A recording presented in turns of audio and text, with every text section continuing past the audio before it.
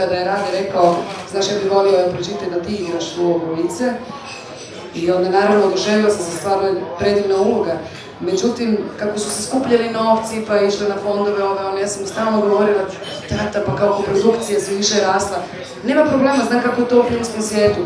Ako nađeš neko zvučno ime, ne znam, Cate Blanchett, Angelina, kogod pristane da ti igra ulogu Lice, znam kako to ide. Neću se ljutit nimalo, hvala Bogu, i ja navijam za film glavno da se snimi.